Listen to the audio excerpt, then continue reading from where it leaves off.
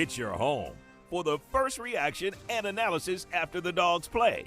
This is DawgNation Postgame, brought to you by ServPro, Royal Caribbean, Georgia Spa Company, Circle K, and the UGA Bookstore. Now here's your host, Brandon Adams. Welcome in, everybody, to our DawgNation Postgame call-in show. We are live on the field here at Jordan-Hare Stadium, where the Dogs have gotten, let's be honest, about as improbable a win as you could ever imagine, given what this thing looked like for most of the first half. A first half with about 60 seconds left to play.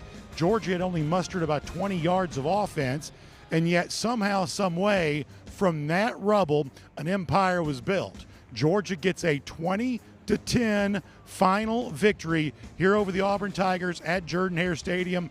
I promise you we're going to touch on all of the big moments from today's game, all of the controversial aspects, the debates, the discussions. If we're being honest, the whining coming from the Auburn people. Have you been hearing some whining from your Auburn friends here right now? On TV, Sean McDonough. This is why you, by the way, you turn into the DawgNation postgame show. You tune in to hear us talk about the Dogs because they don't do it right on TV. Sean McDonough whining about this, whining about that, whatever else. I promise we're going to get to all of that. But the headline, if you can only know one thing today, here's the thing you'd know. It was Cam Newton's night. They retired his jersey. This place was packed. They were loud. But by the time it was all said and done, it is the quietest stadium that you've ever been in. And listen, it wasn't all pretty. Go Dogs indeed. What's up, guys? Go Dogs indeed. It wasn't always pretty. We're not going to pretend that it was. But for the second time this year, we're standing in a hostile stadium where it's the Georgia fans who are left over. It's the Georgia fans who are doing the cheering. It's the Georgia fans who are saying, thank goodness we won this game, as opposed to the Auburn Tiger fans who are crawling out of here saying, how in the world did we lose this? So we're going to cover all of that with you over the course of the next few minutes. In fact, we're going to need your help to do so. Georgia didn't do a lot right today, but there was a lot of crazy things that happened in the game. So to catalog it, to chronicle it all, we need your help. Give us a call, 678-645-DAWG. That's D-A-W-G, 678-645-DAWG. You can give us a call there. Also, if you were watching on any of our platforms right now, YouTube, DawgNation.com, Facebook, anything else, you can click the link. You can join the show. We want you to react to everything that you've seen here tonight and walk us through all of this. We'll also have a special guest here as well. Our good friend Rordrigo Blankenship going to join us here too. In fact, let me bring in Rordrigo right now. Rordrigo, I think I have an idea of what we're going to spend a lot of our time talking about here today, but let me just begin big picture and then we'll dive in a little more detail after that. There was a large portion of today's game where not only did it seem like Georgia would be unlikely to win, we were probably heading for a pretty unpleasant postgame show as we made a list of all the things that Georgia did not do well. And yet from that, Georgia found a way to win. Rordrigo, you've played in crazy games, the NFL level, the college level, and everything else in between. What did you make of what we just saw here today? You hit the nail on the head. I think that at halftime, I went to my wife and I was like, man, I feel like we could be in for a really rough post-game show one way or the other. Whether the Dogs walked out of here with the win or not, there were just some very, troubling signs in the first half. But thankfully, the Dogs have tremendous resolve. They made some great adjustments in the second half, as we've seen them do the last couple weeks. And the defense was able to get another shutout in the second half, which is incredible. So, overall, this team has been battle-tested to no end early on in this season, really building a lot of character with this team. But, yeah, there's plenty that we're going to be able to discuss for things to work on, but also a lot that we can see that the team is doing pretty well as we get through the show tonight. All right, so let's dive into the big moment, and we'll spend, I'm guessing, a lot of time talking about this. I'm sure callers will be reacting to this too. So first of all, it is ruled a fumble as Jackson Arnold is trying to go into the end zone for what would then be, presuming a PAT, a 17-0 halftime lead for Auburn, or at least right there at the end of the first half, 17-0 lead nearing the end of the first half. Long replay review results in those points being taken off the board. I believe it was the correct call that Arnold, and we'll let you see the videos we're talking. We may even break this down frame by frame, Zapruder style here in a moment. Rodrigo, to me, and yes, I know I'm not the most objective analyst on this particular topic. I don't pretend to be. But nonetheless, my opinion is I believe, based on what I'm hearing about the TV broadcast, and you're at home, I want you telling us a little bit what they're saying on TV, because it sounds like they're making a huge deal, as you would expect, but obviously really almost overdoing it in terms of discussing this particular play. In my mind, folks are fixating on the attempted punch out by, I believe it's linebacker C.J. Allen, the attempted punch out here. But to my eyes, especially when you slow it down, that's what our audience is seeing. When you slow it down, to me, the ball is already coming loose. And I'm not going to tell you it's not close. I think we're talking about a fraction of a second here. This is obviously about as bang-bang as it gets. I'm not telling you it's cut and dry. But based on the replay, and I watched this thing over and over again, based on the replay that I watched, I think there is substantial evidence to suggest, in fact, this is why the call was made, I think there's substantial evidence to suggest that as Arnold is crossing the plane, as they say, with the football, and folks are seeing this, he does not have control of the ball. He is crossing the plane. The ball goes across the plane. But you see Arnold already losing control of the football before he breaks plane there. Rodrigo, tell me what you're saying. Yeah, and I think that when you watched it on TV, the announcers were pretty confident that he maintained possession as the ball broke the plane, but I wasn't so sure. And, the McElroy and Sean McDonough were very confident, saying over and over again, oh, this is a touchdown. I don't know what else they need to see. This is a touchdown. It absolutely broke the plane, and he had complete control of the ball. And I don't know how many times I had to watch the replay, but every time I watched it, I had the same impression that he did not have total control as the ball broke the plane. The ball did break the plane of the goal line, but he did not have possession at the time that the ball was breaking the plane. And so ultimately, because they ruled that it was a fumble on the field, they had to have indisputable evidence to suggest otherwise in order to change the call, and they didn't, because as we see from numerous replays, the ball is not in his total control as the ball breaks the plane, and so you can't rule it a touchdown. The player has to be in possession of the football as it breaks the plane if you're going to rule it a touchdown, and that was not the case. So a great job by the Georgia defense to, be aware in that moment on the goal line to make a play and just give themselves the opportunity for that play to even happen. Yeah, I mean, Auburn fans are obviously fixating on once the ball breaks the plane, the play is over.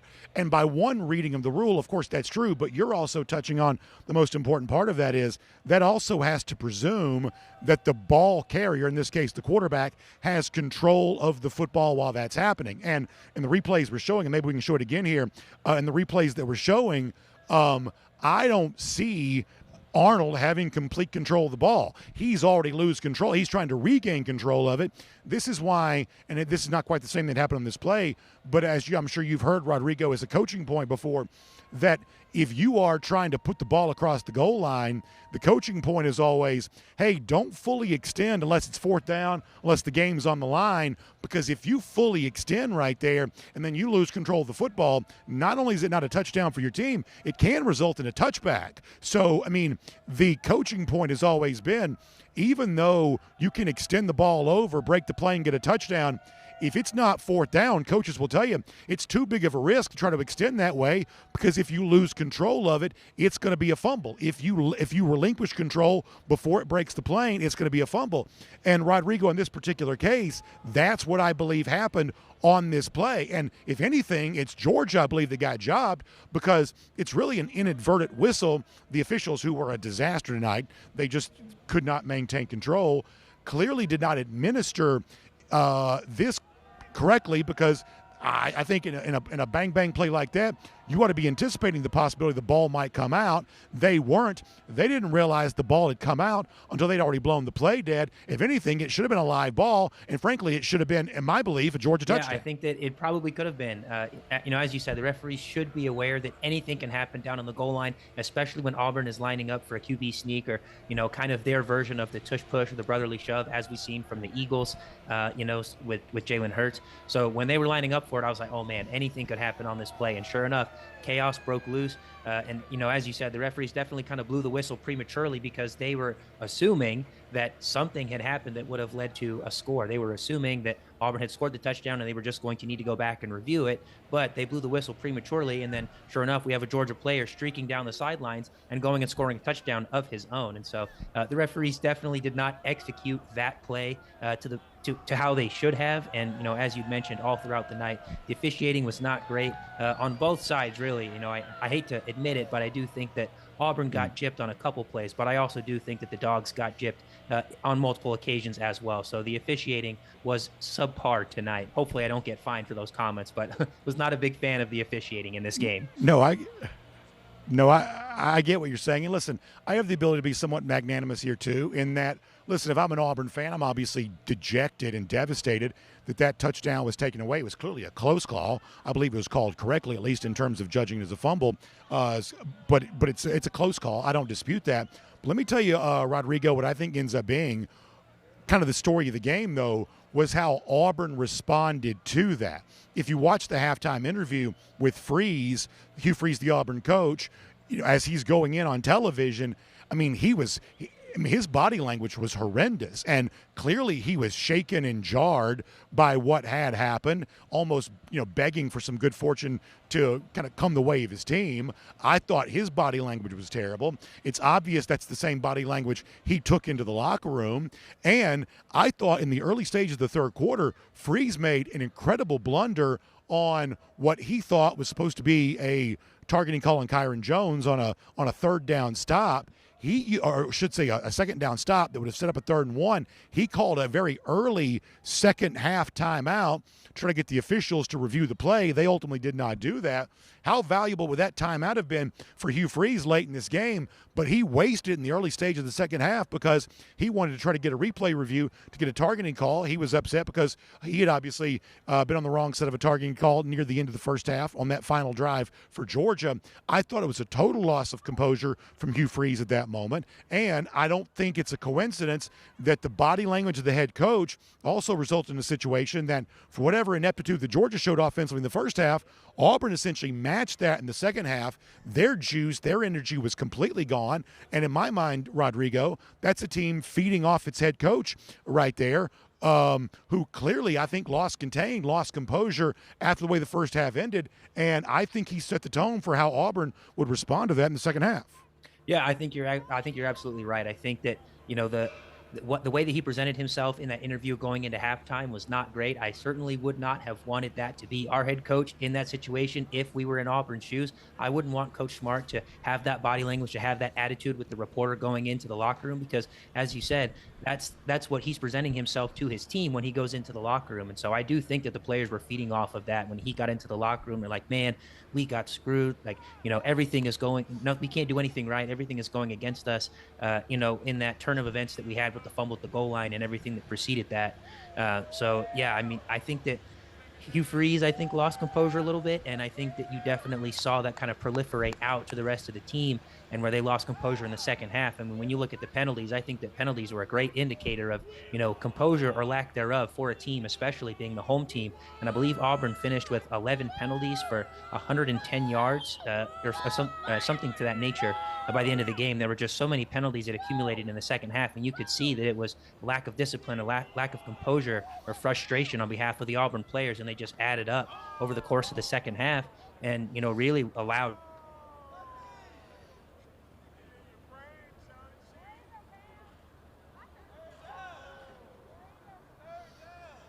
Oh, we lost Rodrigo. We'll get him back. Let's get some phone calls while we're waiting to get Rodrigo back up, though. 678-645-DAWG. That's the phone number. 678-645-DAWG.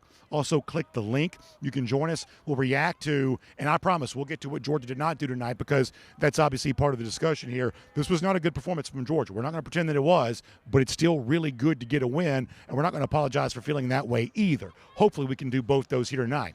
Jody and Macon, you're first up tonight on our DawgNation Postgame show. We're live here at Jordan-Hare Stadium. Somehow, some way, Georgia won. It's controversial. It's debatable, but at least we're talking about it after a win. Jody, how about them Dogs? What'd you think? Yeah, that was a ugly win, but the win is a win, right? What I want to talk about this week, Absolutely. I called in 2 weeks ago, talking to Kaylee and Rordrigo, and they seemed like they didn't like my question about Bobo. in his play calling. So let's talk about Schumann and his play calling as far as the defensive coordinator. I still think Kirby is too complacent for whatever reason. I don't know why. He's too loyal to Bobo and to Schumann, and why he proved tonight, just like he did in that second half of the Alabama game, that he can get these guys to play. Why does it take the third and fourth quarter for him to motivate these guys? They're getting paid, and getting paid quite well, might I add. So what's the deal there? Jody, I think it's an absolutely fair question. I appreciate the phone call. And I think that as you talk about this game tonight, I think you got to talk about both things together. The fact that somehow, some way, Georgia did find a way to win this game. And as you said, better play defensively in the second half was obviously one of the really big reasons why. But at the same time, I was shocked. And I'm just telling you, I was shocked at how much success that Auburn was have moving the ball in the first half. Given the fact you want to go back to the last two big games for Auburn at Texas A&M 2 weeks ago, they didn't do anything. Against Oklahoma the week prior to that, they gave up 10 sacks. Auburn, the story for them had been they had not been moving the ball at all, And then tonight in the first half, opening drive, they get 4 third down conversions on their way to the first touchdown. They racked up, 10 first downs overall. Is it 10 in the first quarter? I mean, either way, the stats tell the tale here. They are just compiling yard after yard, play after play, stat on top of each other. It was a horrendous performance defensively for Georgia in the first half, and I don't really have a lot of explanations for why it was so bad. Obviously, Georgia is fortunate, and some of this you'll put on Auburn. You know, Auburn almost lost of its precision over the course of that first half. You'll put some of this on them, and obviously there's the weirdness at the end of the game. You can't, at the end of the half, you got to make that a big part of the discussion too. But I think it's fair to point out that it's another game, just like Tennessee in the first quarter, just like Alabama in the first half, where Georgia gets off to a really slow start defensively, seemingly befuddled completely by what Hugh Freeze wanted to do. Georgia's trying to send pressure, and Auburn is exploiting every single time Georgia brought pressure, Auburn simply throwing it to the spot where the pressure came from, which is obviously green grass. So we'll bring Rordrigo Blankenship back in on this. And Rordrigo, we're happy about the win. It's a thrilling game. It's one we'll talk about for a long time. But part of that discussion does have to center around that beginning games for defense. On defense, Georgia's got some real problems right now. And I don't care if you want to blame Glenn Schumann or if you want to blame anything. Whatever you sort of point the finger of blame at, one way or another, the defensive performances in SEC games this year to begin, certainly Tennessee, Alabama, and Auburn have left a lot to be desired. Going to catch up to us. It's already caught up to us to a certain extent with the Alabama game, where eventually if you keep getting behind when you play really good teams week after week in the SEC, sometimes you're not going to be able to come all the way back. We've been very fortunate to be able to come all the way back against Tennessee and again tonight against Auburn, but we've got a ton of great teams left on the schedule. We've got Ole Miss coming into town next week, and if we get behind against Ole Miss, we may not be coming back. So there are definitely some concerns with the defense early on in the game. I don't know if I necessarily want to point the finger at Coach Schumann. I think that honestly he's been doing a great job for the most part. I know that everyone is always going to want to look at the coordinators first to point fingers and try and associate some sort of blame. But I think that as Coach Smart had talked about in some of his pressers during the week, part of the reason why maybe our pass rush isn't getting there is because they respect our pass rush to a certain extent, that they want to get the ball out of the quarterback's hands quickly. And so when you have some short passing game early on, your pass rush isn't going to get there, and then you're really challenging those DBs to be able to cover short routes, early in the game. And early on, as you'd mentioned, Jackson Arnold was very precise with the football. He was accurate. He was on time, making those short throws, keeping their offense moving early in the game. And, it seems like that's kind of been the game plan in these last few weeks for Tennessee, for Alabama, for Auburn tonight is, that quick passing game, just establish a rhythm for the quarterback, get him comfortable. Don't allow the pass rush to get to him and make him uncomfortable. Allow the receivers to get in a groove and get their confidence up, and then, see where it goes from there. And, as we've seen the last few weeks, Georgia's been able to make some really great adjustments in the second half, but it's just painful to watch week after week. The team has to start from behind. Anytime the offense comes out on the field for the first time, it seems like they're always walking out there in a hole. And so, as I mentioned, it's going to be tough to do this week after week. It's not really a sustainable business model. So hopefully we can get off to a better start, a faster start on defense, starting next week when Ole Miss rolls up into town. Yeah, I think that's really important. Let's go to Austin in South Carolina. Austin, you're next up on our DawgNation postgame show. Georgia gets a win somehow, some way. It wasn't pretty, but it still feels good to be on the winning side of things. Austin, what'd you think about it? Hey, Brandon Rodrigo. Yeah, first thing first, love the podcast, and glad to hear your voice again better, Brandon. Just two things about the game. All Thank things you. aside, I mean, just a crazy, resilient group of dogs. And, I mean, as a fan, just love that. I just wanted to mention Zachariah Branch, man. What a game from him just when we needed, and even Landon Humphreys with a couple of big third down plays. But what do you think we can do better to convert on third down? Because we sure struggled tonight. Thanks, Brandon, and go Dogs.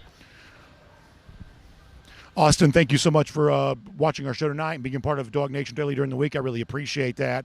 And Rodrigo, I'll let you give your answer. But to me, tonight, and this was, I think, one of the more frustrating aspects of tonight's game, is we saw Georgia go for more than 200 yards rushing against Alabama. It was not a win for Georgia, but you really felt like that running game was going to be a major part of what Georgia had for the rest of the season simply because of what it was able to do against Alabama that day. Pretty good day on the ground last week against Kentucky, too.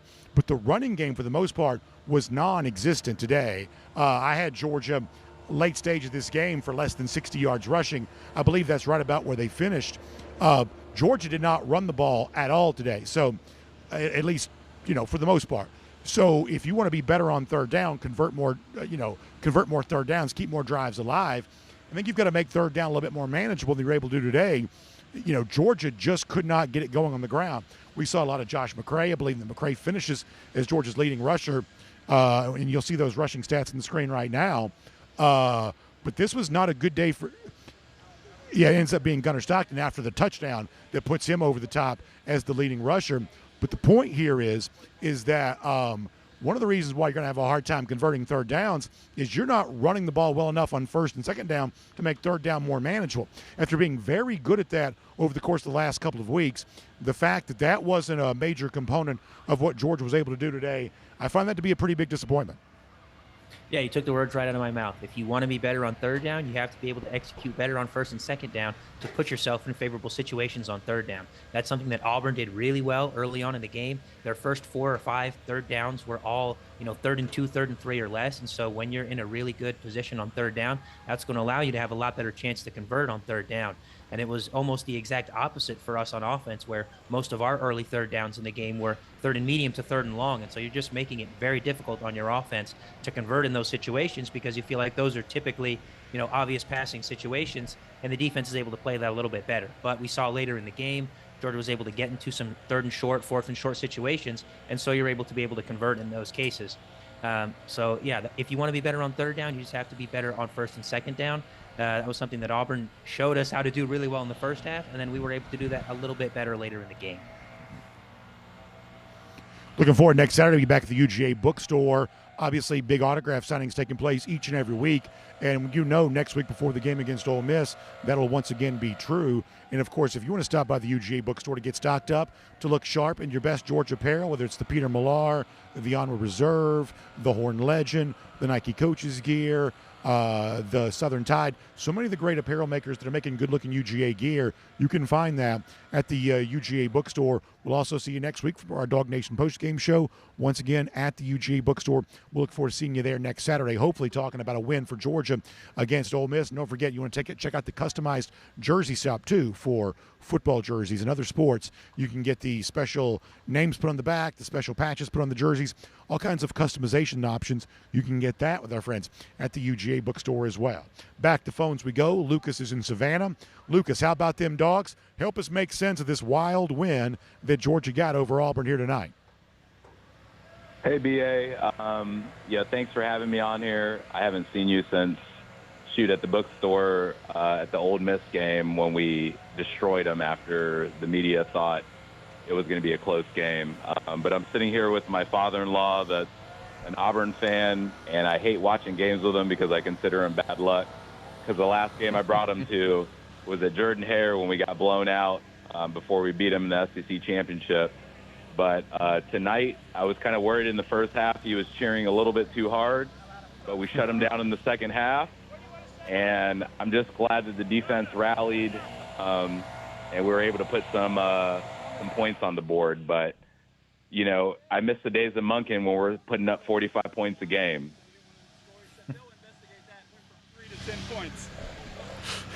Really good phone call. I appreciate that. Thanks for being here. We just got a funny message from Cody Chaffins about something that Kirby Smart said in his post-game press conference. We'll try to show you that here coming up in a little bit. But, yeah, appreciate the phone call. Obviously, and going back to that 2023 game against Ole Miss, that was a great memory of a great performance from Georgia.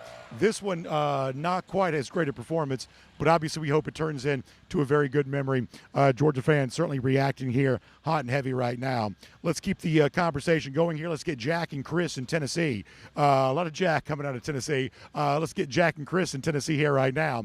What do you guys think? How about them Dogs? What a night tonight. Wild win here for Georgia. How about them Dogs? Great win, BA, overall. First half, dismal, terrible, awful. On really all sides of the ball and officiating, terrible. But I really saw a big change in the second half. I almost saw, like, our defense coming back. Like, you kind of got that junkyard dog vibe a little bit in the second half. Everything kind of turned around. Everything was looking good. But, you know, that first half was abysmal. It was terrible. It really was. But yeah, I don't dispute that. Go ahead. All things considered, you know, this team continually shows so much grit, so much heart and fight and coming back. Like it's just a continuous thing, and I think that's a great thing that Kirby talks about all the time. Is this team has heart and grit, and they don't ever quit. And so it doesn't matter if you have a bad first quarter, bad second quarter. We just continually fight back. We continually fight back. No, I think it's a great phone call, and Rodrigo, I'll bring you back in on this because, as I said earlier, I think both these things are really true. I've been watching Georgia football almost my entire life. I don't know how many first halves I've seen that were more miserable to sit through than that first 30 minutes was. It's almost like nothing good happened on either side of the ball the entire time. First of all, it seems like Georgia didn't even have the ball with about 90 seconds left, with 60 seconds left. They'd only mustered 20 yards in total for the first half. You can't play much worse than that. And yet now, going on sort of 2 years of this, last year and into 2025 as well, you can complain about how they play and you can point out their faults. But the one thing you cannot say, and I do think this matters, Rodrigo, this isn't just flowery language. I think this matters. They do not quit. They dig themselves a hole.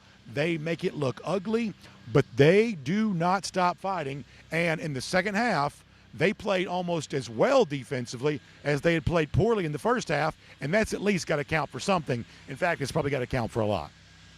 Yes, absolutely.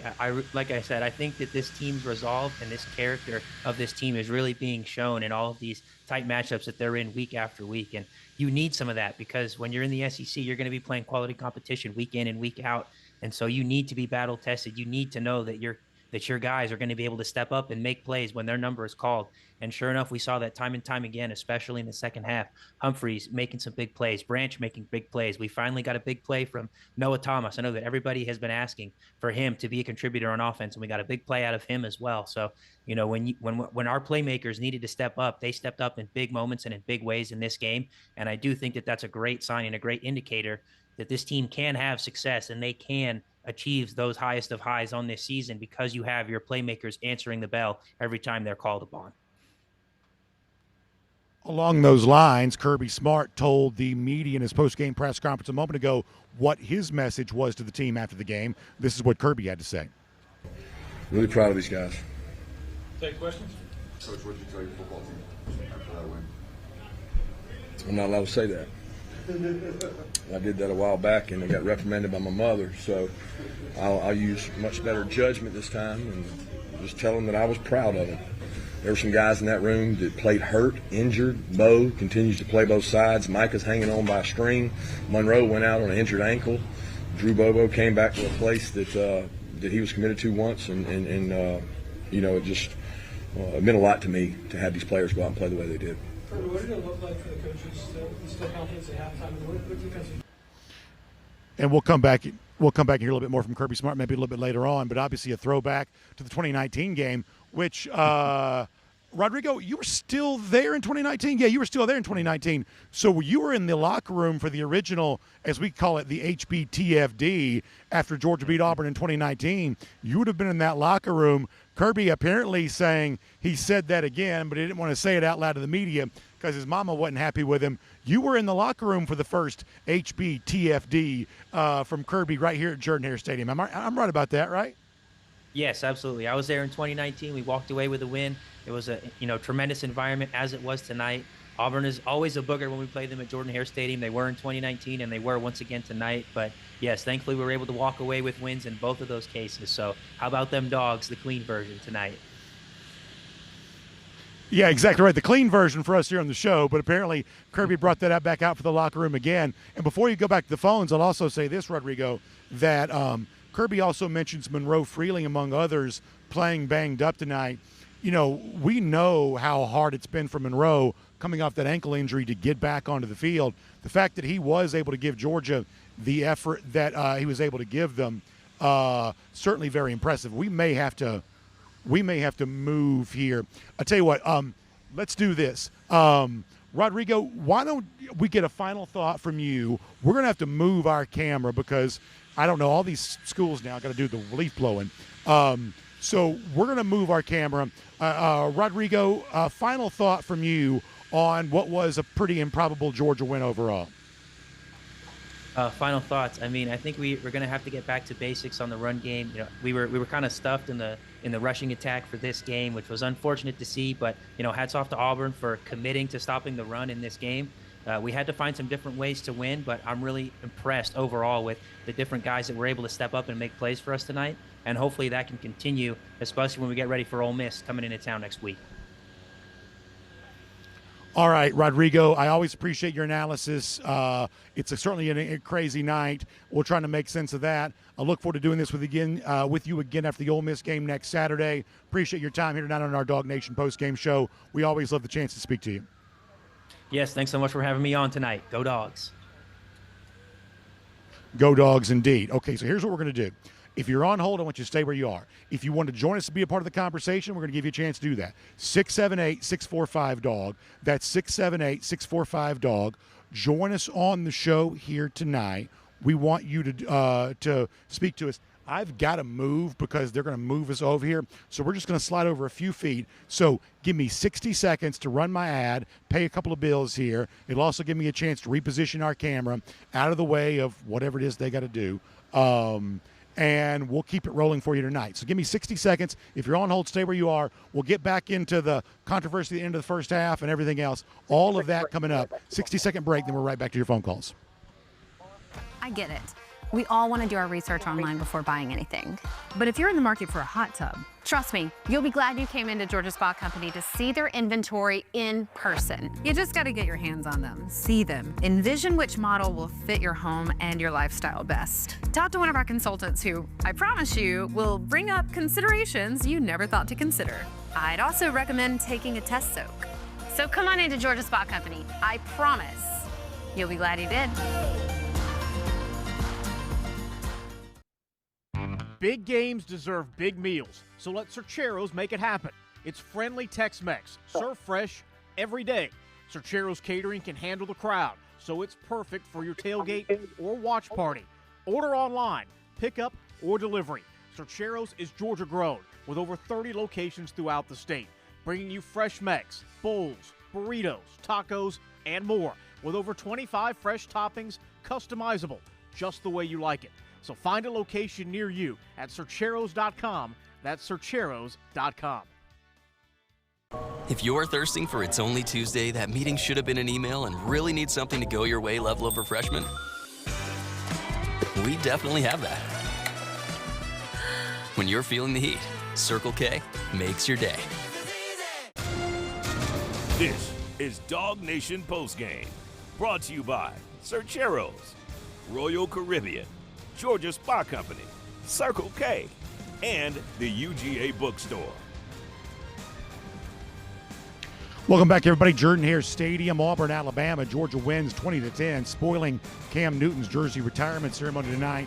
Obviously, controversy from the first half, how it concluded. Let me reset that, and then we'll get back into your calls. We'll bring on Jeff Sentell as well. He'll give us some information from the Georgia locker room, as we heard a moment ago. Obviously, Auburn thinks at the end of the first half it's driving what they were hoping was going to turn into a 17-0 lead. Jackson Arnold, though, after review, was ruled to have fumbled. We've got a great shot from our Cody Chaffins of this play, and when you watch this, especially in slow motion, which is what the officials have been able to see, I think there's a fixation on the TV broadcast with what was the punch at the end after they believed the ball had already crossed the plane. But I believe that the correct call was made. Now, it was improperly administered because it should have been a Georgia touchdown, but the call was correct in that, at least based on the replay that we're watching here, it is obvious that that the ball is coming loose from Arnold before he crossed the plane. So when the ball crosses, you've got a situation where it's not in Arnold's hand, at least not clean possession, and that's why it was ruled a fumble. And had it been administered properly, had the officials realized the ball came loose, then they would have given Georgia the touchdown that Georgia deserved on that play. We've been showing you that tonight. We're also reacting to it. And as I told Rordrigo Blankenship a moment ago, to me, the story ends up being after that particular fumble, Auburn's poor response to it. Hugh Freeze showed bad body language in his halftime interview. He clearly took that same bad vibe with him into the locker room. He wasted an early second half timeout in the third quarter, arguing for a replay on what he hoped to be a targeting that never came. And just as much of a malaise as Georgia found itself in the first half, we would say that Auburn found itself in the same malaise in the second half, just simply because they couldn't get over the fact that they thought they were on the wrong end of a call by the officials and basically spent the final 30 minutes of this game whining about the first half as opposed to playing in the second half. So if you want to look at why Auburn lost, I don't think it gets any more complicated than that. But nonetheless, we'll get back to your phone calls here. Nola Dawg, you're next up. Let's see. Do we still have Nola Dawg? I tell you, let's go to Nola Dawg here. Nola Dawg, you're next up on our DawgNation Postgame call-in show. How about them Dogs? What did you think about this win here tonight? How about them, BA? Look, first and foremost, we're hoping and praying for you to continue to get better, and sounds like you are, and we're really thankful for that. I'll just be honest. And look, I know we were banged up. I love these kids. They're fighting. They're giving us 9 straight over the barn, baby. I mean, not even Nick Saban, can say that. I mean, that's just incredible. So I'm going to enjoy some little Sazerac out of New Orleans tonight for that. And usually I'm saying run the ball, right? But this season it seems like I'm finding myself more and more saying throw the ball and just continue to throw the ball down the field, continue to find the seam over the middle. It just seems like we have so much success when we throw the ball down the field, and I want to see so much more of that coming this season. I hope we continue to get healthy. I love this team. I love these kids.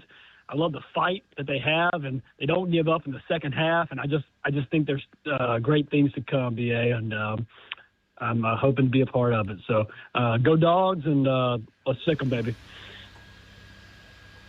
Nola, I appreciate the phone call. Appreciate your reaction to the game. I also appreciate your prayers, too.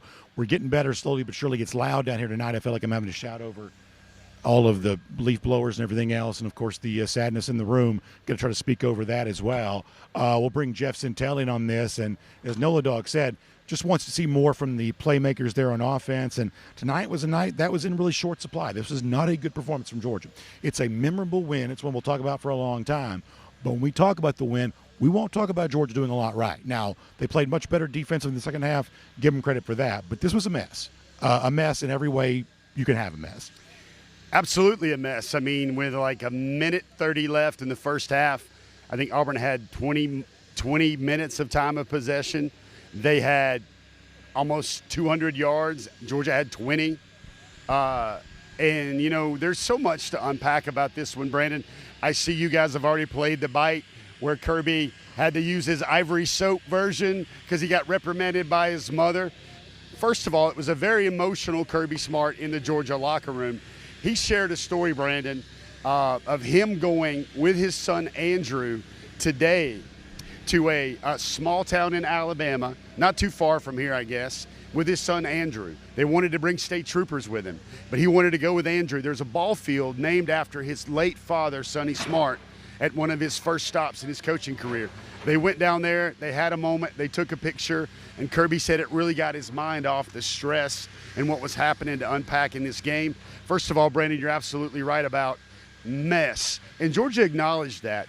Kirby said, we've got to find, C.J. Allen said, we've got to find that team that shows up in the second half and have that duplicate itself in the first half. There's a lot of things that are going on. One of the coolest things we learned from the players, Brandon, is, I don't know how much you saw of it, I don't know how much you guys saw of it, but Kyron Jones and Raylan Wilson put on the Savage pads afterward, right? Well, there was a guy missing in that, and that was C.J. Allen. Raylan and C.J., funny story, Brandon, they told me when they were coming as recruits, they were going to be the 1-2 punch at linebacker for Georgia. It was literally a 1-2 punch of the football. Both of them were honoring the other. Both of them said they got it. That's what popped out the football, and you do not get a bigger momentum play in any football game you and I have ever seen covering this team, one single play, than that one right there. Yeah, clearly, and we've shown you the stats already tonight, how much things change after that ball does come out. Georgia doing a good job just to hold on and make something happen right there and setting up what would be the momentum changer. And, of course, as we've been telling you throughout the night, too, we think Hugh Freeze handled that poorly, and we think the Auburn team fed off his negative energy. After the game, Hugh Freeze talked about the call not going his way and how it impacted the totality of the game. This is what Hugh Freeze said about that a moment ago. I'll never. I mean, there was a lot of things, but I felt like we broke the plane. All you have to do is the nose of the ball just has to break the plane, and I thought that was had a pretty good shot of that but it didn't go our way. And then I don't know how they should have had a delay a game or a timeout, and not a whole new play. I'm still not sure what happened there, but. There's a lot of times that I make bad calls and officials do the same, but it certainly feels like we're not getting many of the breaks. Okay, so I got to say a couple of things here. First of all, the Auburn people have got to stop with all the ball's going to do is break the plane. That's fundamentally untrue.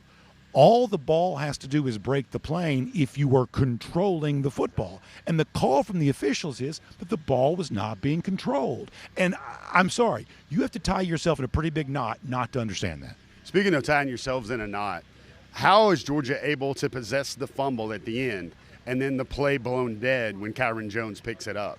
I don't know.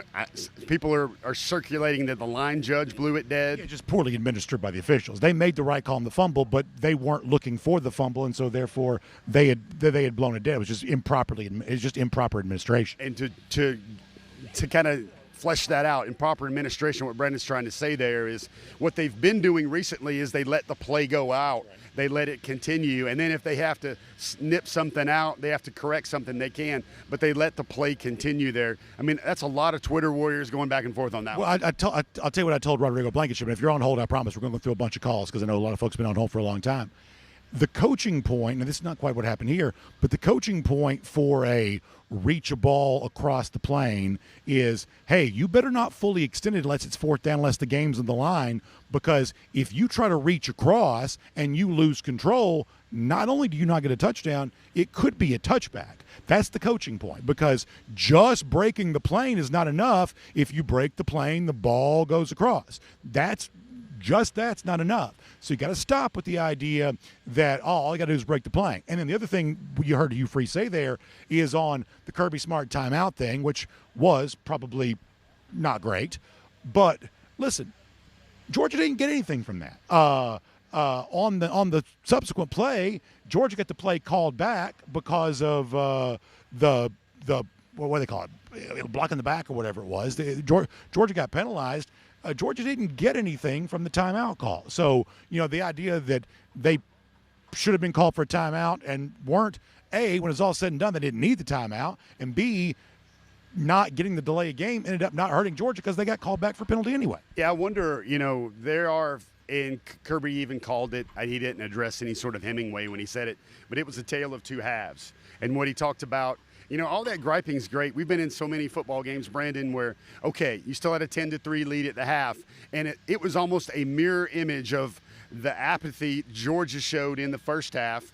That's what Auburn displayed in the second half. Now, they were without Cobb, their best running back, for a large part of that second half. I thought when they lost Kai and Lee, one of their most experienced corners, you saw Georgia take a little bit more shots, even though that might have been the game plan all along. Brendan, I know you do a great job on this every night, every post game, about doing the roll call of heroes. I got to make sure I mention Monroe Freeling, because that guy was limping. He started out with the third team in pregame warmups. They inserted him in the game. Georgia got a little bit better, a little bit steadier on offense after that, and he couldn't move a lot, Brandon. He was limping between plays. I also thought, and let's give credit here, Nate Frazier became your lead back along with Josh McCray most of this game, especially that late 17-play drive where Georgia churned out the win and took the advantage. Nate Frazier had a lot of big carries in that one where he's shown little unsteady holding the ball. I think that's a big confidence boost for Nate. Kirby Smart even found him after the game, and all the hugs and all the love, and gave him a big one, because I think Nate Frazier needed to play like that tonight. All right, let's run through the calls here, get a bunch of them. Joseph and Griffin. Joseph, you're next up on our DawgNation postgame show. Joseph, how about them Dogs? What a night for UGA. A lot to unpack here.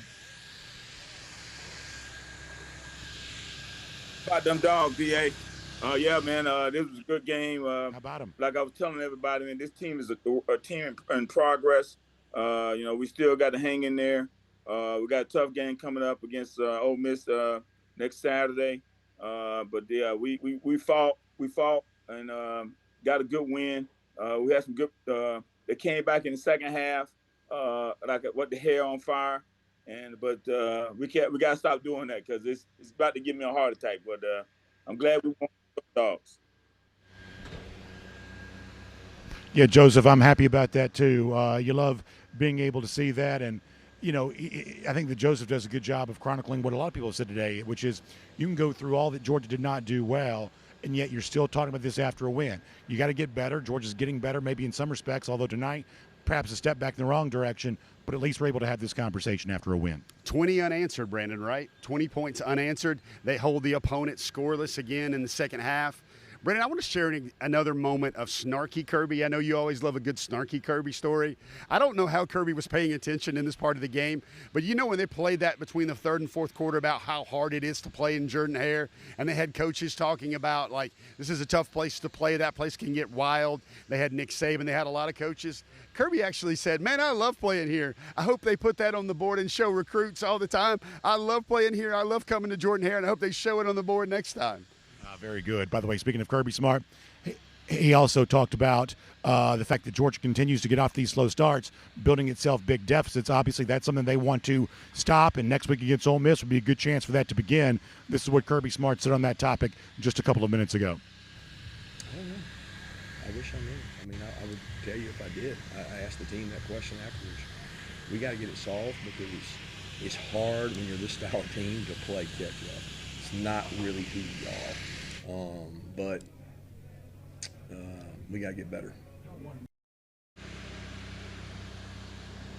Indeed, got to get better, and hopefully that'll start soon. Obviously tonight, at least better in the second half, enough to get the win. Let's go to Jamal in New Jersey. Jamal, you're next up on our DawgNation postgame show. Jamal, how about them Dogs? Not necessarily pretty, but it feels good to win. What'd you think about it? Last time I talked to you, I was in Qatar after the Georgia Tech game. I'm back at home in New Jersey. So, hey.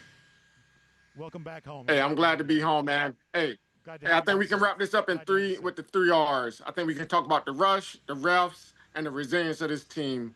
Hey, this team is surpassing my expectations already. They are fighters, and they are hanging in there. And I think that's something to be noted of. The second half defense in all of our games has been outstanding. BA, hey, I'm glad that you're doing better, man. Good to see you back. Thank you so much. I really appreciate that. Thanks for the phone call. And, of course, as we said, glad to have you back stateside. Glad to have you back safe. That's an awesome thing to be able to see. And, yeah, I mean, you can be proud of the fighting and you can be proud of the resiliency. And that's one of those things for Georgia, as the caller points out, that's been true now, last year into this year. That is an identity that Georgia has carried over from last year to this year, where a season ago they're pulling out these improbable wins, and tonight finding a way to do that again.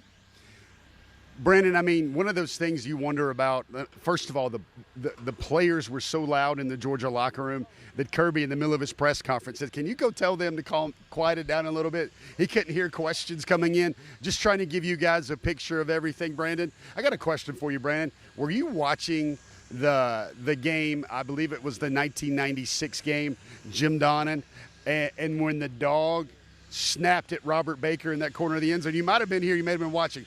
I found it ironic, almost like a deja vu moment. Gunner's score is in that exact corner of the end zone, that exact same spot. And I think you guys talked about that. I'm not sure. But Kirby said there's going to be an investigation about that play because he were telling him to slide. And Gunner thought he said score because Kirby dropped some analytics. And he said, listen, the analytics say you get the first down, you slide, we snap out the game's over. Yeah, exactly right.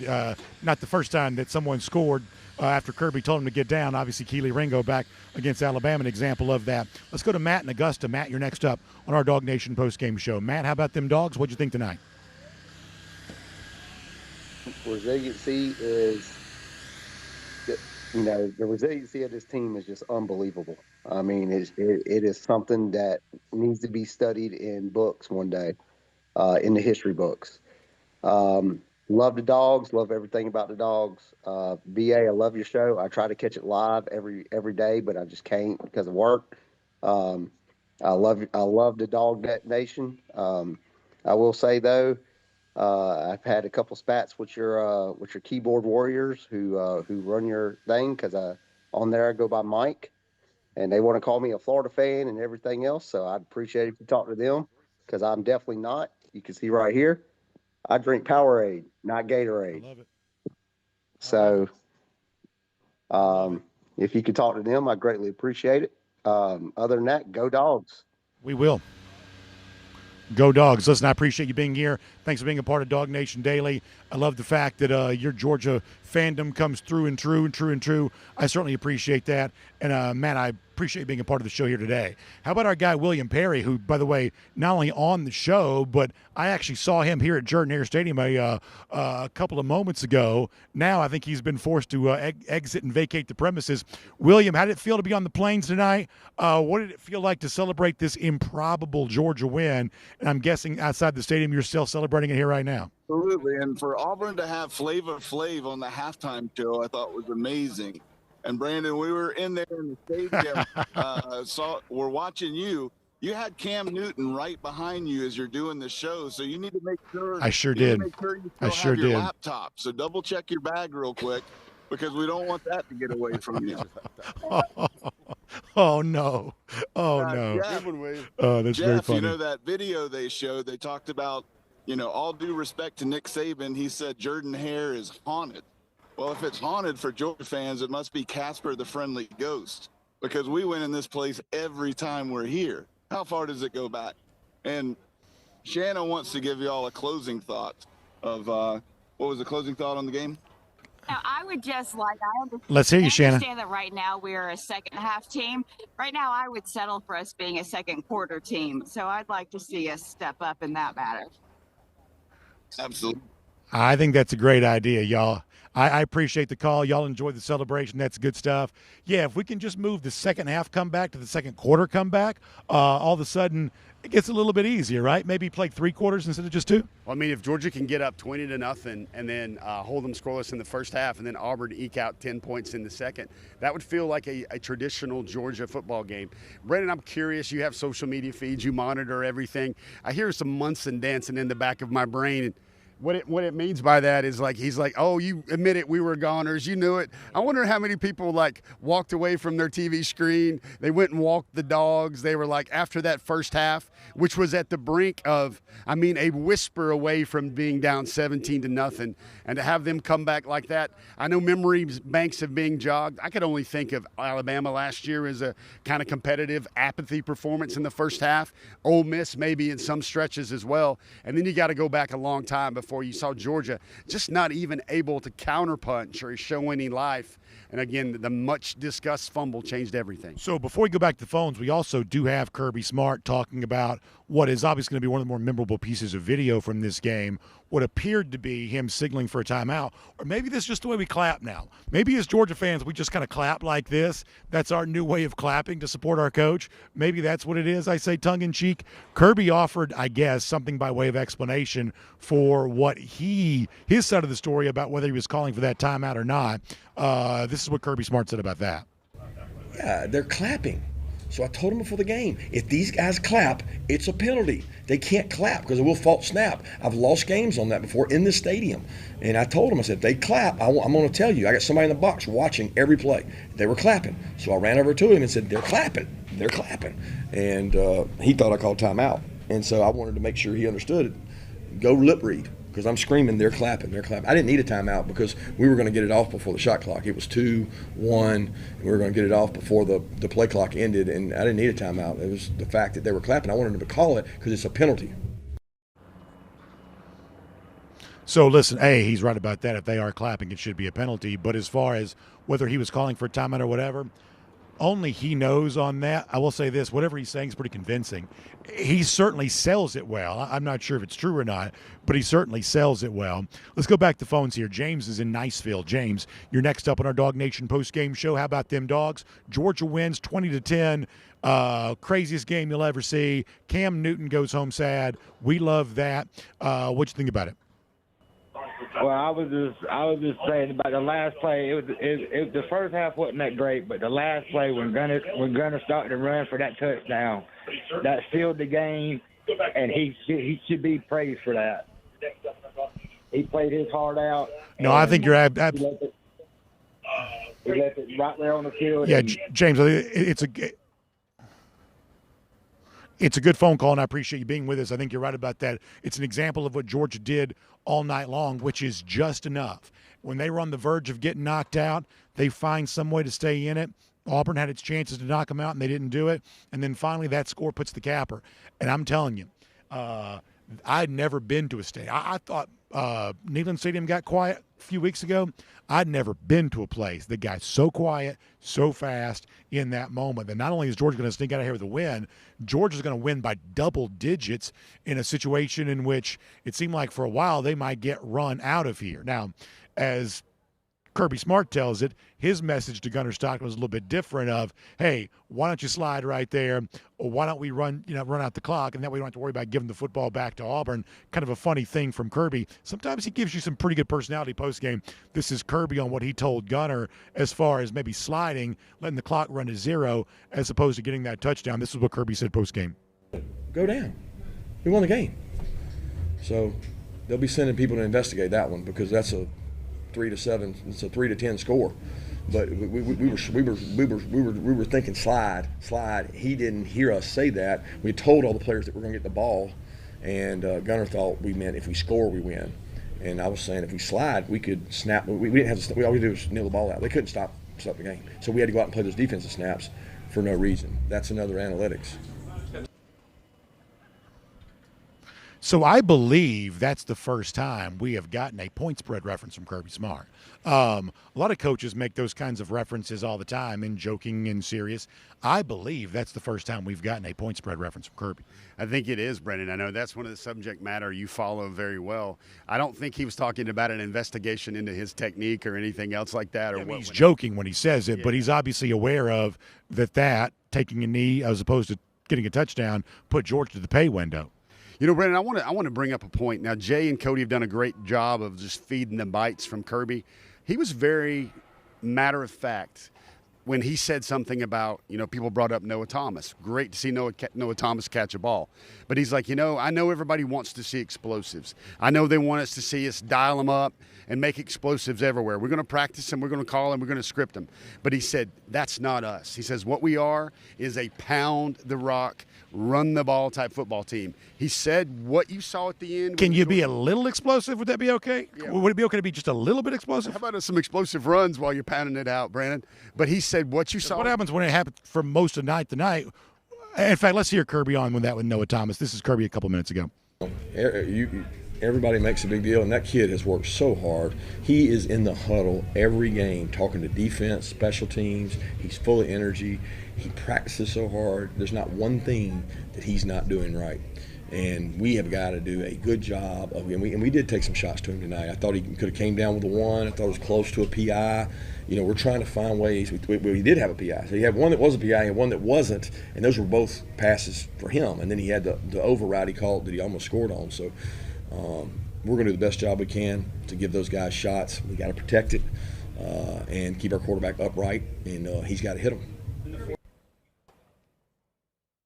Our ServPro game ball, by the way, tonight goes to C.J. Allen. I think that's a good decision. Appreciate ServPro being a part of that, and certainly appreciate C.J. Allen. Gets a sack tonight, a part of the fumble at the end of the first half. I think a well-deserved game ball going C.J. Allen. So to our voters on this, democracy lives for another day.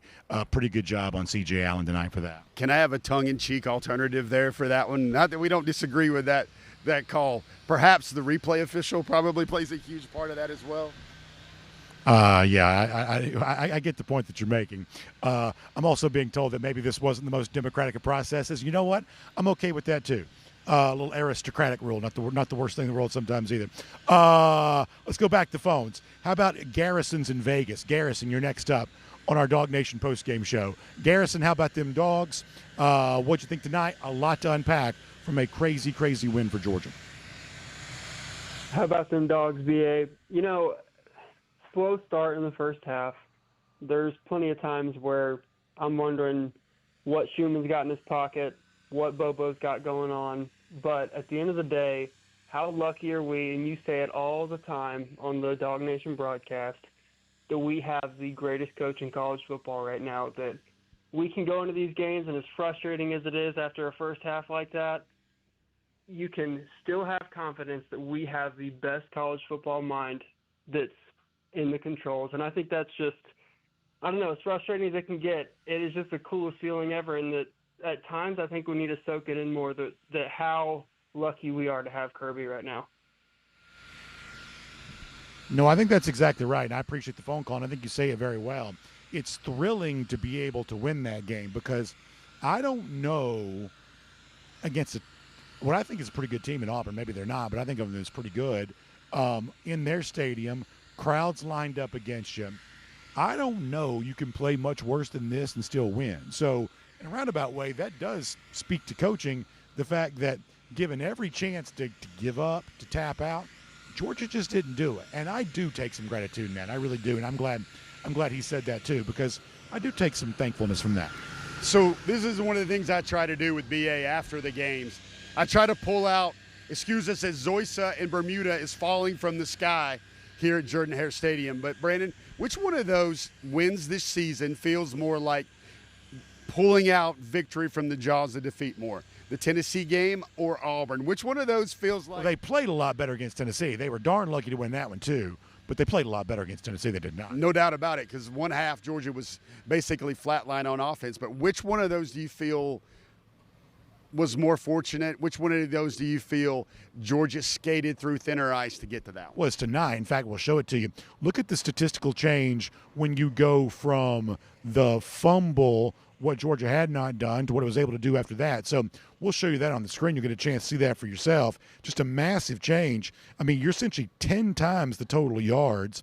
You had the football almost 4 times as much. So in terms of improbability, I don't know that you get more improbable than that. And that particular, stat tells the tale there that it really did become two completely different games before that and after that. And frankly, I put as much blame on Auburn for how it wilted in the face of that as I do Georgia for withstanding and just finding a way. A lot of this is going to be Auburn, if they have any attempt at reflection, looking at themselves in the mirror and say, how come we couldn't find a way to win that football game?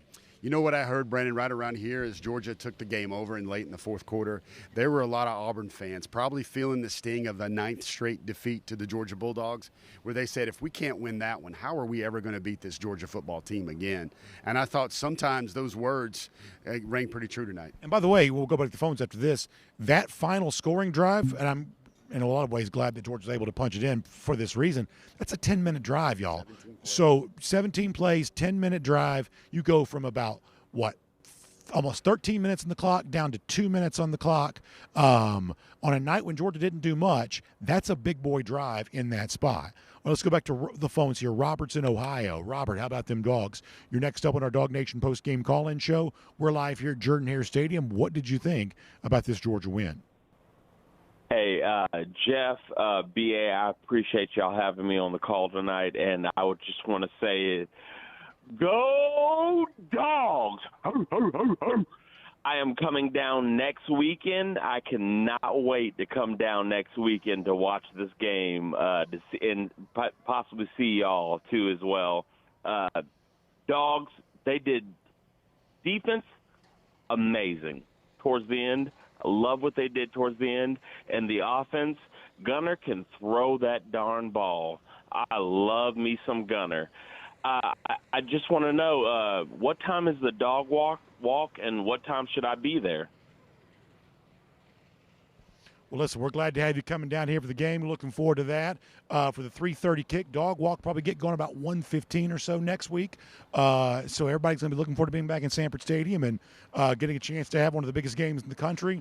Loud, raucous crowd. I'll tell you this. I'll give credit where credit's due. I think Auburn does their game day operations right. I think their music is strong. I think everything they do is strong, and I think they clearly gave Auburn a lot to feed off of before they started whining about the refs.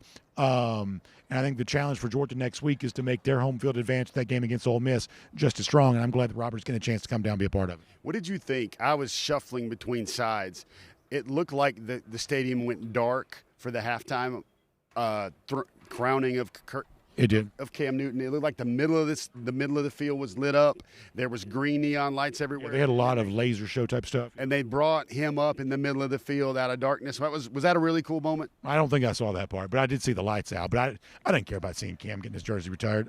It's just a very big plus for their game day operation. Yeah, no, but I do think, and listen, I don't give Auburn credit for much, but I do think they make a pretty good, strong home field advantage here. I really do.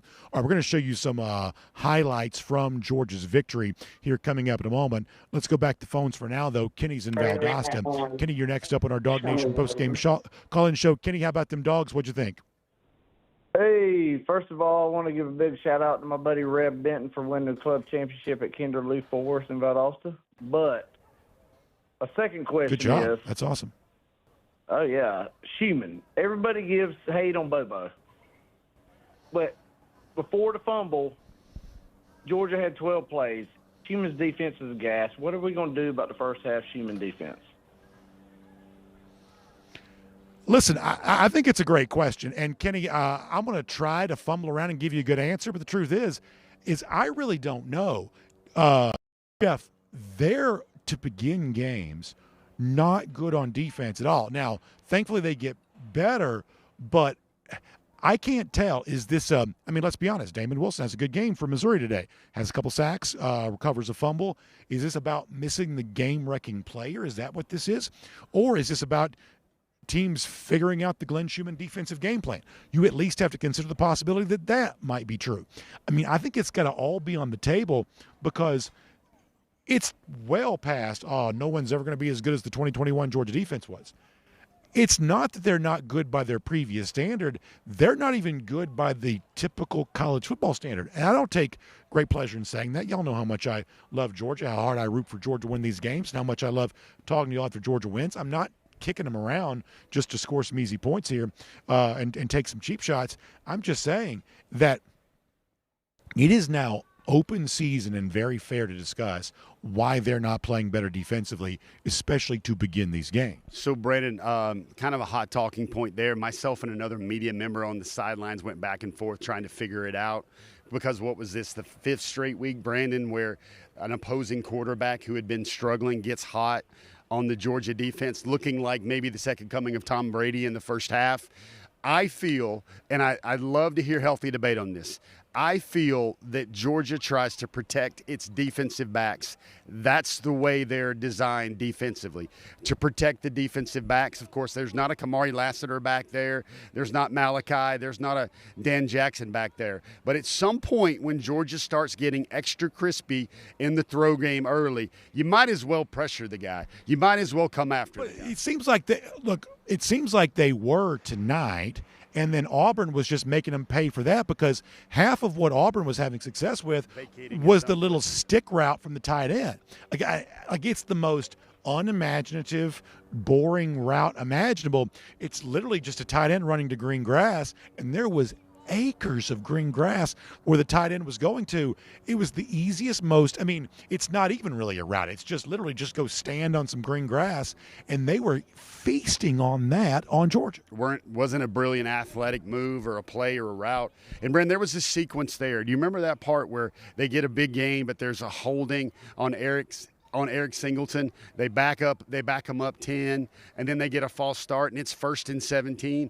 And just like that, Auburn converts that with one of those stick routes to the tight end. What I'm seeing out there is they're vacating, wherever Georgia's vacating their blitzing guy from, that's what Auburn attacked. Jackson Arnold, I'll tell you one thing, he got the ball out a lot quicker today. I was counting a lot of his reps, 3 or 4 seconds was at the most. We've seen some reps where we would go 5, 6. Lots of times I think that's where those sacks came from. And you see Georgia, I don't know what it is, but a lot of those really early downs in the first half, Brandon, I don't really like Georgia's pass rush plan. I don't know what they're trying to do. I think Georgia's built, to expand on that thought of trying to protect the defensive backfield, I think they just are convinced that they can get pressure with 4 guys, and that's just not happening. What's amazing is, I'm looking at the stat here, if I saw it correctly, Georgia ended up with more total yards than Auburn did today. Late. Obviously, a lot of that comes because of the 11-minute drive there at the end, but that's amazing. So why don't we do this? Let's go back and look at some of the big moments from today's game. We'll go back and take a look at these highlights. Obviously, not many of those for Georgia beginning the game, but there were certainly lots for the Auburn Tigers, connecting on everything they wanted to get things going here, ultimately resulting in very first score of the game, going with Jackson Arnold on his legs. It would be 7-0 Auburn there at that point, and Auburn was having more success offense there than it had in either of its last 2 SEC games. Then Georgia would have its issues, including a big sack by Gunner Stockton. We knew the Auburn pass rush was good. We knew it would be dangerous, and they got Stockton on the ground with that. But obviously, the key moment in the first half happened at the very end of the first half when Jackson Arnold thought he was going to go in for his second rushing score. What they were hoping was going to become a 17-0 Auburn lead, but after a replay review, I believe it's correctly adjudicated that the ball was coming out of Arnold's hand before he broke the plane. It's a fumble. If anything, it probably should have been a Georgia touchdown, but it was correctly ruled Georgia ball. And after a long review, a final 2 minutes of the first half that took nearly 30 minutes of real time, Georgia got a chance to go on a drive of its own. Josh McCray would get out of the shadow of the end zone for Georgia, and then that would set up Peyton Woodring for a field goal. Just getting any points right there was huge. It'd be 10-3 at the half. Georgia lucky it wasn't worse than that. Then you go to the second half. Been wanting to see a big play from Noah Thomas. Well, Thomas was able to provide that. The explosive play from the passing game that Georgia fans want, that Thomas himself, has been craving. And this would be a big one, too, because it would set up Chauncey Bowens to find his way in the end zone. That's how you break the plane right there. And at that point in time, as crazy as it could be, we're tied at 10. Georgia had been left for dead, but they come back.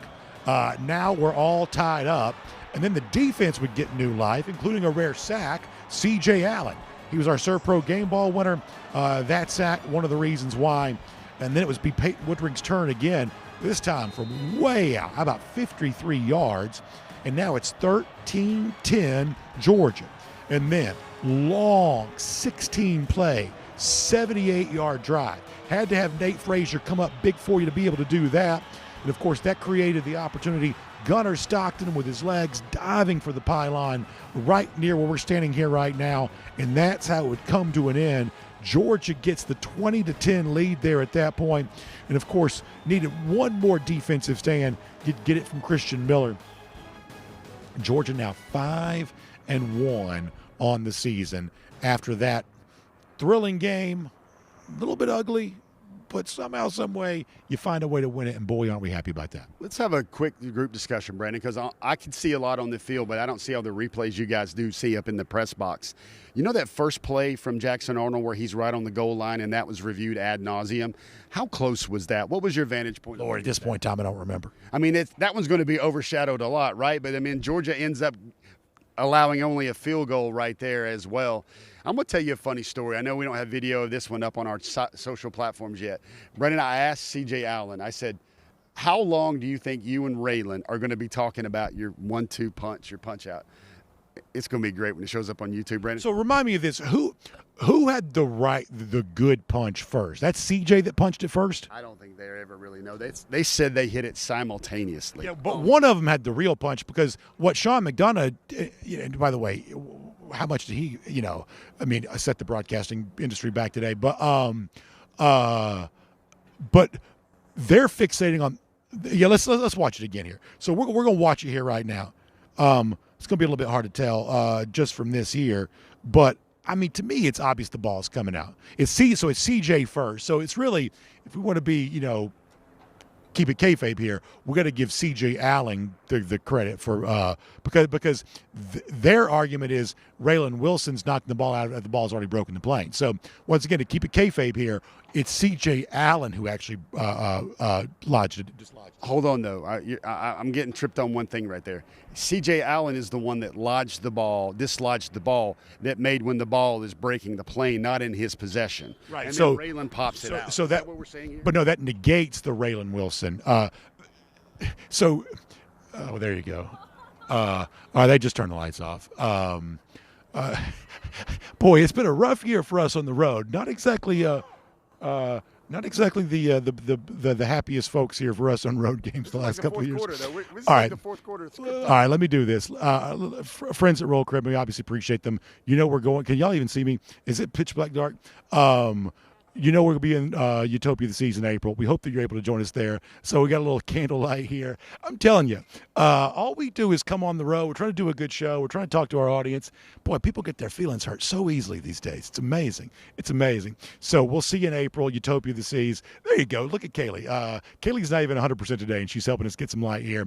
If you're on hold, I'm sorry we didn't get your phone calls. We'll see you in April on Utopia the Seas. We'll tell stories about this crazy night here. We'll talk about C.J. Allen forcing the fumble. Auburn fans will probably still be whining. In fact, Utopia of the Seas is going to float all the way to the Bahamas on Auburn fan tiers. It's going to be a great thing to be able to see. You'll love that. Okay, we got to go. Now the lights are back on. All right. Upon further review, I don't know. But so to finish the point here real quick, because they are going to kick us out of here. We don't observe the Raylan Wilson fumble because that's their argument. Their argument is, well, by the time Wilson's dislodging it, he's already broken the plane. The C.J. Allen's the one who forces the fumble. Okay, this is one of those things that need to be explained to me like I'm 5 years old. I think C.J. Allen forces the ball no longer to be in his possession. And then that's when the fumble occurred. And the fumble occurs, and then Raylan punches it towards. So you can make a case that Raylan Wilson aided Georgia's recovery of it. So from that standpoint, I see what you're saying. Raylan Wilson does aid Georgia's recovery of the fumble, but based on the letter of the rule here, we got to observe C.J. Allen as the forcer of the fumble. So let's be clear. Nobody, as many angles as we had of this, and like the Hubble telescope looking down on this. The Georgia Twitter account gives the punch out to C.J. Allen, right? That's right. They should anyway. But the people that go over there and put the savage pads on were Raylan Wilson and Kyron Jones. So, but I think we're actually both right because you bring up a good point that Wilson actually aids Georgia's recovery because C.J. Allen prevents the touchdown And Wilson, by punching it towards Kyron Jones, helps Georgia get the football. So we're all clear on that now, right? Yeah, I think so. There'll be a test on this on Monday on DawgNation Daily, right? All right. So, hey, what a day.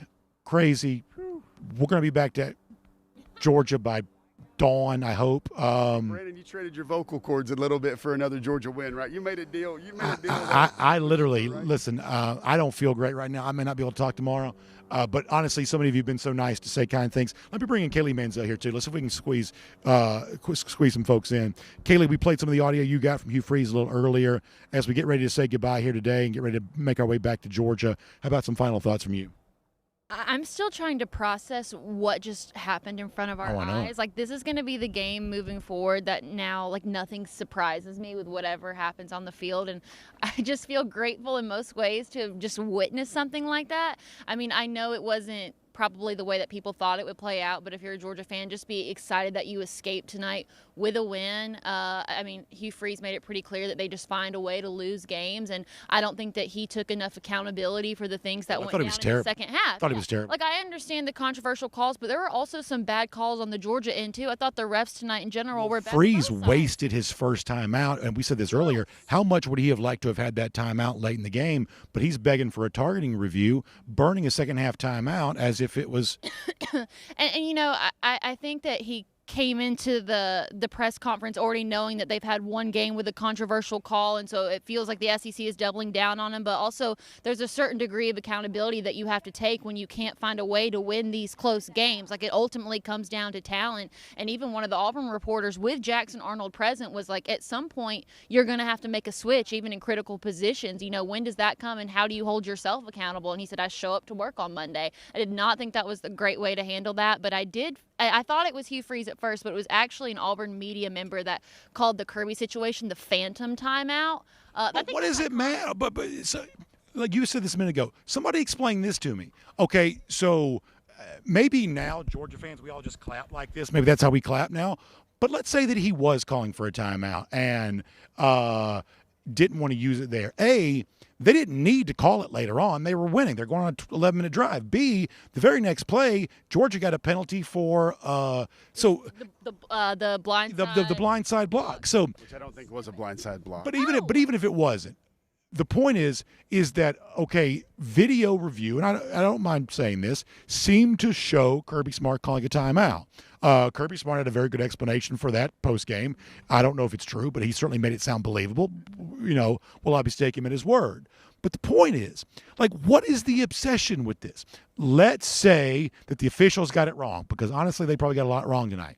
So what? The very next play was not, I mean, it was going to be a big game for Georgia. It got brought back. It ends up being an inconsequential moment in this football game for the most part. And I don't think it would have changed the outcome of the game. Auburn had plenty of opportunities to score in the second half. They just couldn't get it done. I mean, it felt like the same thing that we saw with Georgia against Alabama in the second half. Offense just couldn't get into the end zone. Felt like a similar situation for Auburn tonight. So I understand they have the right to be upset about the calls, but also, too, I think there needs to be more accountability taken for what they didn't do in the second half. Yes, exactly. I think that's inarguably true. Hugh Freeze whined in his halftime interview, pouted his way in the locker room, and his team slouched their way back on the field and just got shoved around by Georgia in the second half. And after the fumble, they had, thank you, Jay Black, back in Atlanta, they had 40 yards of offense. The refs didn't do that to you. I hate to tell you. And first of all, we think they got the fumble call right anyway because of the replays we've shown you. We've got beautiful video of this. Cody Chapins did a great job on that. We think it was a proper call. Should have been a Georgia touchdown, but it was at least a fumble. But even if it wasn't, you're just going to take the next 30 minutes off?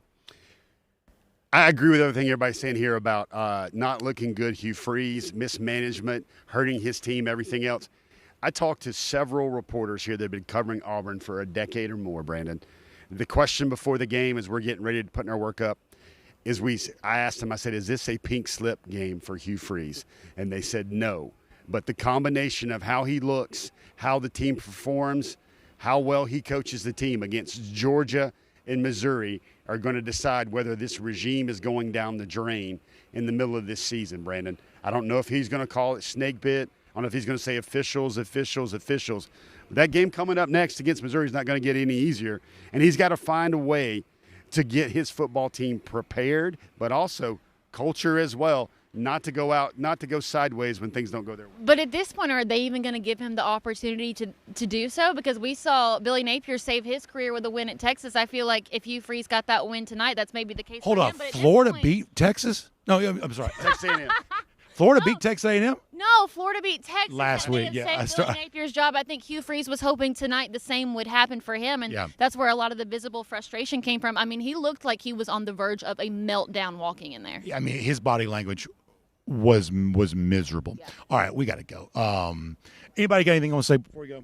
I mean, if you're a Georgia fan, just be glad that they walked away with a win tonight. One of the weirdest games I've ever seen in my entire life. Could have easily been a nightmare of Jordan Hare, but the Dogs woke up. Good to go. Yeah, exactly right. If you want to hear me be a little concerned about how Georgia played, if you want to hear me be a little questioning about something went on today, you can hear plenty of that. But if you came here tonight expecting to hear some sort of apology for anything as it relates to a fumble at the goal line or anything else, or a timeout that you are obsessed over, you're not getting any of that. There will be no I'm sorry. There will be no apologies. All we're doing is adding this to the list of Georgia wins here at Jordan-Hare Stadium. Final thought from me, Brandon. This is Jordan-Hare and Georgia and Auburn. Weird things happen in these football games. We've seen hoses. We've seen sugar falling from the sky. We've seen 4 overtimes. We've seen the longest first overtime game in SEC history. Seen Georgia came back from a mountain of points in that one. Weird things happen here. Yeah, so I think Jeff's right. And to wrap things up, I'm going to try to regain my composure, say it this way. The how it goes down year after year seems to get weirder and weirder. Tonight's only an example of that. But as of late, the what is all the same. It's Georgia wins against Auburn. If these two teams are renewing the Deep South's oldest rivalry, we know it's a Georgia victory because that's what it's been. Every time these two teams have played for a very long time, and we don't get tired of that. Hey, we'd love to go with you all night long, but honestly, they're going to throw us out of this stadium here coming up. So let us get ready to go. Stay close to DawgNation.com for all of your post-game coverage. I'll see you Monday, Dawg Nation Daily. Hopefully I can speak. But what a weekend. Crazy game. It was not pretty. It was not pretty, but it was a win. And man, oh man, doesn't that feel good. Enjoy the weekend, everybody.